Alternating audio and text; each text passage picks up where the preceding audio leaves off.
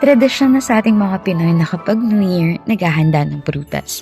Yung mga pinagbalatan ng pongkan, oranges, wag itapon kasi pwedeng gawing spray, panlinis sa bahay.